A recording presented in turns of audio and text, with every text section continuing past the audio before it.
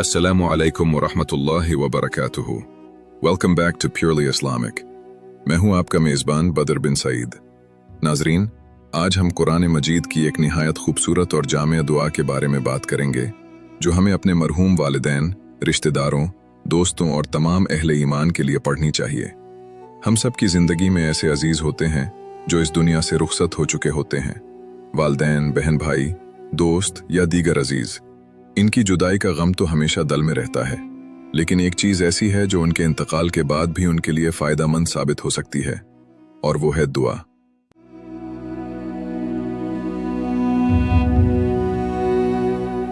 कुरान करीम में अल्लाह ताला ने अहले ईमान को एक अजीम दुआ सिखाई है. बिस्मिल्लाहिर्रहमानिर्रहीम. रब्बना इग़फ़िर लना वलिइख़वानिना अल्लज़ीना सबक़ूना बिलईमान वला तजअल फ़ी क़ुलूबिना ग़िल्लन लिल्लज़ीना आमनू रब्बना इन्नका रऊफ़ुर रहीम.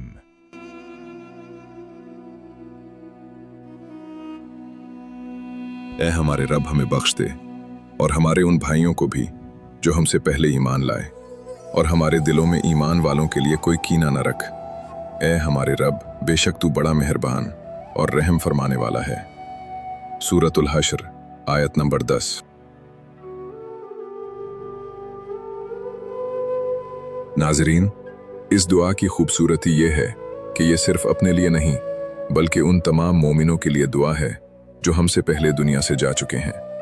जब हम ये दुआ पढ़ते हैं तो गोया हम अपने वालिदैन, दादा दादी, नाना नानी, असातिज़ा, दोस्तों और तमाम मरहूम मुसलमानों के लिए अल्लाह ताला से मग़फ़िरत की दरख्वास्त करते हैं.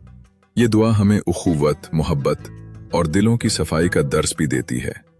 आज के दौर में बहुत से लोग मामूली बातों पर एक दूसरे से नाराज़ हो जाते हैं, दिलों में कीना और नफ़रत पाल लेते हैं. लेकिन अल्लाह ताला हमें सिखा रहे हैं कि अहले ईमान के लिए दिल साफ़ रखो और उनके लिए खैर और मग़फ़िरत की दुआ करो.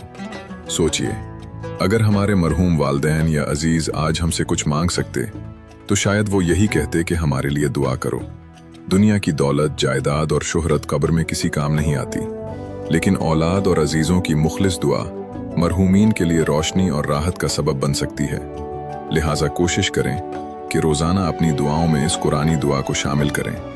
अपने वालिदैन के लिए, अपने मरहूम रिश्तेदारों के लिए और तमाम मुसलमानों के लिए मग़फ़िरत की दुआ करें.